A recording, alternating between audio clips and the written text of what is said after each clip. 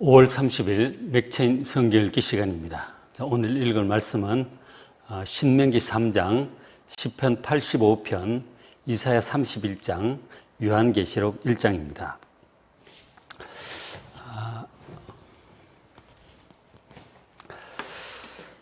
오늘은 이제 그 네 군데 말씀 중에 요한계시록을 소개를 하는데, 근데 이제 보통 이 요한계시록은 보통 참 이해하기가 어렵다. 혹은 읽어보면 무슨 환란에 관한 내용들이 많아서 무섭다. 그런 얘기들도 하고, 그런가 하면 또 이거 잘못 읽으면 이단되는 거 아니냐. 그러면서 이런저런 이유로 이 요한계시록을 사람들이 잘 읽으려고 하지 않는 것 같습니다. 그런데 이제 요한계시록 시작하면서 분명히 이렇게 말씀을 하고 있습니다. 이제 주님께서 하시는 말씀이죠. 이 예언의 말씀을 읽는 자와 듣는 자, 그리고 그 가운데 기록한 것을 지키는 자는 복이 있나니 때가 가까움이라. 그렇게 말씀을 합니다. 이 요한계시록의 말씀을 읽고 또 잘 듣고 그 가운데 기록한 것을 잘 지켜 행하는 자가 복이 있다는 것입니다. 이것이 때가 가깝기 때문에 지금 당장 우리에게 필요한 것이기 때문에 그렇다. 이것을 잘 읽고 듣고 지켜야 된다고 말씀을 하는 것이죠. 1차적으로 역사적으로 볼 때 저 요한계시록은 1세기 말에 로마의 도미티안 황제의 대박해를 앞두고 있는 그런 상황에서 그것에 대한 성도들의 믿음의 준비, 마음의 준비가 필요하기 때문에 주신 말씀입니다. 그리고 지난 역사 계속 보지만 복음으로 인하여 예수 믿는 믿음 때문에 박해를 받는 상황들이 종종 있었어요. 예를 들어서 우리나라 같은 경우도 일제차에서 저런 일들이 있었고 6.25 때도 그런 일들이 있었잖아요. 어느 시대나 저런 일들이 늘 반복이 되기 때문에 요한계시록은 특히 박해 상황에 있는 성도들이 반드시 읽고 위로받고 믿음을 새롭게 하는 힘을 주는 그런 말씀인 것입니다. 이 요한계시록의 전체적인 주제는 지금 우리가 살고 있는 현 세상, 이 현 세상이 끝이 나고 하나님의 영원한 나라인 새하늘과 새 땅이 어떻게 도래할 것인지를 가르쳐주는 말씀이에요. 그러니까 그 새하늘과 새 땅을 소망하면서 지금 일어나고 있는 이 신앙으로 인한 박해, 환란을 잘 견딜 수 있도록 용기를 주시는 그런 목적으로도 주신 말씀이죠. 어쨌든 지금 현 세상이 끝이 나고 새하늘과 새 땅으로 이렇게 넘어갈 텐데 이것이 과연 어떤 과정을 통해서 이루어질까요? 결국은 이렇게 될 텐데, 자, 예를 들어서 독재 국가가 민주국가로 바뀌는 데는 뭔가 이 혁명적인 과정이 필요하죠. 그냥 쉽게 되지 않습니다. 그런 과정이 필요하고, 그런가 하면 가난한 나라가 부유한 나라로 이렇게 진입하고 변화되는 데는 우선 경제개발, 기술 혁신 등 아주 중요한 과정이 필요합니다. 그런 과정을 통해서 그런 일들이 이루어지잖아요. 자, 그렇다면 과연 이 영원한 하나님의 나라인 새하늘과 새 땅은 어떻게 이루어질 것인가? 어떻게 오는가? 하는 것이죠. 요한계시록을 보면 그 핵심적인 방법이 바로 예수 그리스도의 재림이에요. 자, 요한계시록의 주제에 해당하는 말씀이 계시록 1장 7절에 있습니다. 볼지어다 그가 구름을 타고 오시리라. 주님께서 영광 중에 다시 오실 것이라고 지금 말씀하고 있습니다. 저기서부터 이제 이 새하늘과 새 땅을 향한 그 과정은 이제 시작이 되는 것이죠. 그래서 이 새하늘과 새 땅의 도래는 예수님의 재림을 전후로 해서 이루어집니다. 그래서 요한계시록이 그 전체적인 과정을 보여주는데, 그 과정의 중요한 부분이 뭐냐면 사람들의 이 죄에 대한 하나님의 심판과 진노로 인해서 이 땅에 사는 사람들에게 극심한 고난이 닥칠 것이다 하는 것입니다. 그것이 불가피하다는 것입니다. 그래서 이제 이 새하늘과 새 땅을 위해서 인간의 모든 죄에 대한 심판이 이제 진행이 되는데, 그로 인해서 재앙들이 옵니다. 7 인의 재앙, 7 나팔의 재앙, 7 대접의 재앙이 계시록 6장에서 16장까지 아주 중심부 긴 내용이 바로 죄로 인한 하나님의 심판으로 인한 재앙들이 많이 오게 될 것이며, 저것을 통과해야 죄값을 치르고 정결하게 되어야 새하늘과 새 땅이 마침내 올 수 있게 된다고 하는 것입니다. 그래서 이제 저런 재앙이 계속 올 것이기 때문에 새하늘과 새 땅이 가까워 올수록 이 새하늘과 새 땅을 위한 산고의 환란은 점점 더 심해질 것입니다. 일곱 인보다 일곱 나팔의 재앙이 더 심해지고 일곱 나팔보다 일곱 대접의 재앙이 더 극심해지는 것을 보게 됩니다. 그래서 성도들은 저런 환란이 진행될 때 환란 가운데서 믿음을 지켜야 한다고 하는 것이 이 요한계시록의 중요한 주제죠. 1세기 당시 성도들이 도미티안 황제의 기독교 대박해, 그것을 믿음으로 잘 견뎌야 하는 그런 상황이 마지막 때에 가까우면 또 이제 그렇게 되는 것이죠. 그래서 6장에 16장 사이에 말씀 한 군데 보면 14장 12절에 성도들의 인내가 여기 있다 하는 것입니다. 그래서 그들은 하나님의 계명과 예수에 대한 믿음을 지키는 이 성도들이 그 두려움으로 배교한다든지 믿음을 포기한다든지 하지 않고 죽을지언정 순교할지언정 끝까지 믿음을 지키는 이런 인내가 필요하다고 반복해서 환란에 관한 말씀 중간중간에 그런 말씀을 해주고 있습니다. 그 환란을 통과하는 성도들이 어떻게 믿음으로 이기고 마침내 새하늘과 새 땅으로 들어갈 것인가, 그런 말씀을 요한계시록이 전체적으로 하고 있는 것이죠. 그래서 이제 우리가 환란 가운데 이 배교하지 않고 믿음을 끝까지 잘 지키려면 평소부터 우리가 주님을 잘 믿고 그리고 순종하며 주님과 동행하는 경건 훈련이 참으로 중요합니다. 주님을 말씀을 듣고 믿고 죽을지언정 믿음을 지키는 그 인내와 믿음, 그것을 위해서 평소부터 주님과 잘 동행하는 경건 훈련이 중요합니다. 성경을 통해서 주님 말씀을 잘 듣고 개인 기도를 통해서 주님과 교통하고 그리고 주님의 뜻에 순종하며 그리고 주신 사명을 감당하며 그렇게 살아갈 때 우리가 저런 환란이 올지라도 믿음으로 이길 수 있다는 것입니다. 그러나 그런 환란으로 인해서 여러분 두려워할 필요는 없습니다. 왜냐하면 이 모든 일의 중심에 그 모든 일을, 모든 세상을 주 예수님, 하나님 우편에 계시는 주 예수님께서 다스리고 계시기 때문입니다.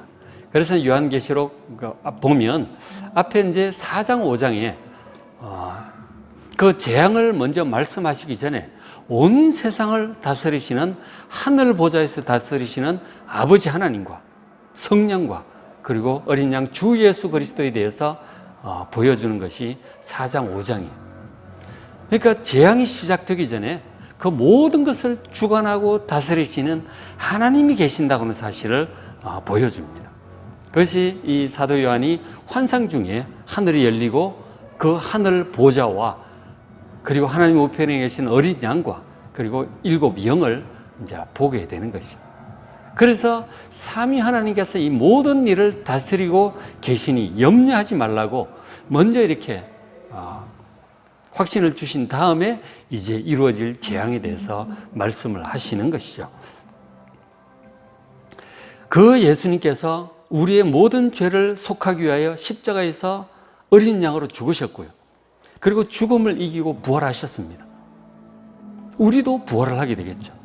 그리고 예수님께서 승천하셔서 하나님 우편에서 왕 중의 왕으로, 모든 만왕의 왕으로 그 모든 상황을 다스리고 계신다는 것입니다.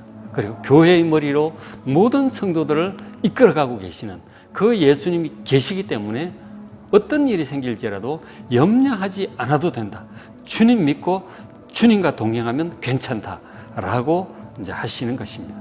그래서 4장, 5장 환상 중에 그 사도 요한 앞에서 이제 하늘이 열리고 그 하늘을 삼위 하나님께서 모든 좌정하셔서 다스리시는 그 모습을 보았고 또 우리에게 보여주고 있습니다. 그래서 지금도 그렇습니다. 예수님께서 하나님의 우편에서 왕 중의 왕으로 모든 일을 다스리고 계시고 교회의 머리로 성도들을 이끌어가고 계시기 때문에 어떤 일이 생길지라도 그 예수님을 믿고 담대하게 나아가시길 바랍니다. 자, 그래서 우리가 가장 신경 써야 될 것은 뭐냐면 이 다가올 이 환난, 재앙들 때문에 두려워할 일이 아니고 그것은 주님께 맡기고 주님 믿고 가면 됩니다. 그건 주님 믿고 이제 가면 다 돼요. 다 통과할 수 있습니다. 이길 수 있습니다. 그것은 주님께 맡기고 우리가 정작 성도들은 우리가 신경을 써야 될 것은 무엇이냐면 바로 그 모든 것을 다스리시는 왕 되신 예수님의 뜻이에요. 예수님의 뜻을 잘 우리가 알고 그 뜻을 받들어가는 그것이 가장 중요한 것입니다. 다가오는 환난 때문에 두려워할 일, 그것은 주님께 맡기면 됩니다. 우리가 진짜 신경 쓸 것은 주님의 뜻을 잘 알고 분별하고 순종하며 가는 거예요. 그것만 신경 쓰면 됩니다. 그래서 이제 그 앞에 2장, 3장에서 1장에 3장에서 지금 이 땅에 있는 모든 교회들을 다스리시는 예수님의 그 판단에 대해서 말씀을 해주고 있습니다. 소아시아에 있는 7교회들을 각각 주님께서 평가하고 판단을 하세요. 에베소 교회는 무엇을 잘했고 무엇은 잘못했다. 서머나 교회는 무엇을 잘했고 무엇을 잘못했다. 그러면서 각각 다른 7교회들, 7 유형의 교회들로 볼 수도 있겠죠. 온 세상의 교회들을 상징하고 대표하는 7교회들이 나옵니다. 이 땅에 있는 교회들은 그런 교회들 중에 하나의 모습을 띠고 있겠죠. 자, 그렇게 이제 각각의 지상에 있는 교회들에 대해서 예수님께서, 교회의 주인이신 예수님께서 어떻게 판단하시는지를 우리가 반드시 배워야 됩니다. 우리가 지금 각각 어떤 교회에 속해서 신앙생활을 하고 있는데 내가 속하여 섬기는 교회는 저 7가지 교회 중에 어떤 교회와 가까울까? 무엇을 잘하고 무엇을 잘못하고 있는 것일까? 어떻게 해야 되는가? 주님께서 어떻게 하라고 하는가? 그것에 대해서 주님의 뜻에 대해서 우리가 잘 판단에 대해서 주목해 보셔야 됩니다. 그것이 1장부터 3장까지 나오고 있습니다. 그래서 그 중에 이제 말씀을 한두 군데 보면 계시록 2장 11절에 교회 이제 여러 교회들을 이제 평가하고 판단하는 끝에 이런 말씀을 꼭 하셨어요. 이기는 자는 그렇게 하고 꼭 말씀하셨어요. 이겨야 된다는 것입니다. 믿음의 싸움에서 이 세상의 환난과 교회를 박해하는 상황, 이 모든 것들로부터 우리가 져서 믿음을 포기하고 배교자가 되어서는 안 될 것입니다. 반드시 그런 모든 상황 가운데서 믿음을 지키고 이겨야 됩니다. 이기는 모습 중에는 믿음을 지키느라 순교하는 것도 이기는 것이고, 그리고 믿음을 지켜서 상황을 극복하는 것도 이기는 것입니다. 어쨌든 믿음을 끝까지 지키는 것, 이것이 이기는 자입니다. 한 교회는 이기는 자는 둘째 사망의 해를 받지 않을 것이다. 우리가 한 번은 죽겠지만 부활하여 두 번째 사망의 해는 받지 않고 영원히 살게 될 것입니다. 영생을 얻게 될 것이다. 26절에 또 어떤 교회는 이기는 자와 끝까지 내 일을 지키는 그에게는 만국을 다스리는 권세를 주겠다고 말씀하셨어요. 그러니까 만국을 다스리는 권세, 왕이 되어 주님과 함께 만국을 다스리게 될 줄로 믿습니다. 이기는 자가 저렇게 되는 것이죠. 그리고 3장 21절에 라우디게아 교회 같은 경우는 말씀하시고 이기는 그에게는 내가 내 보좌에 함께 앉게 해주겠다. 이 보좌는 왕이 앉는 자리잖아요. 예수님이 그렇게 보좌에 앉으셔서 다스리듯이 우리도 그렇게 이길 때 왕과 같이 예수님과 함께 만국을 다스리게 될 줄로 믿습니다. 저것이 믿음을 끝까지 지키고 이기는 자가 받게 될 상급에 대해서 말씀을 하셨어요. 그러니까 좀 더 구체적으로 여러분 읽어보시면서 2장, 3장에서 어떤 교회는 무엇을 잘하고 무엇을 잘못했는가, 어떻게 하러 가시는가, 주님의 뜻을 잘 분별하셔서 주님의 뜻을 따라 어떤 일이 벌어질지라도, 어떤 환난이 올지라도 끝까지 믿음을 잘 지키는, 이기는 여러분들 되시길 바랍니다. 그렇게 해서 주님의 인정을 받아야 되죠. 그리고 이제 또 계속 보시면은, 그래서 1장, 3장은 교회들에 대한 예수님의 평가, 판단이 나오고 4장, 5장은 온 세상을 다스리고 계시는 성도들을 구원 사역을 인도해 가고 계시는 삼위 하나님에 대해서 말씀해 줍니다. 그러니까 그걸 믿고 이제 모든 일을 함께 겪어가야죠.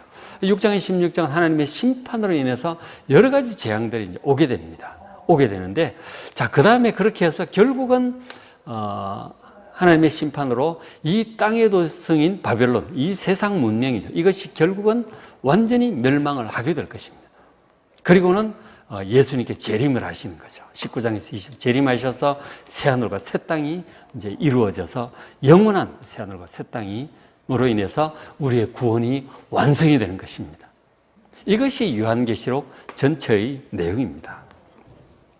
그래서 이제 우리는 아직 진행 중이기 때문에 우리가 이제 기억을 해야 될 말씀 한 군데 봅니다. 그래서 12장 17절에 보면 용이, 사탄이죠, 여자에게 분노하여 돌아가서, 이 여자는 이제 교회를 가리키고 있습니다. 분노하여 돌아가서 그 여자의 남은 자손 곧 하나님의 계명을 지키며, 하나님의 계명을 지키며 예수의 증거를 가진 자들, 믿음을 가진 성도들이죠. 그들과 싸우려고 바다 모래 위에 서 있습니다.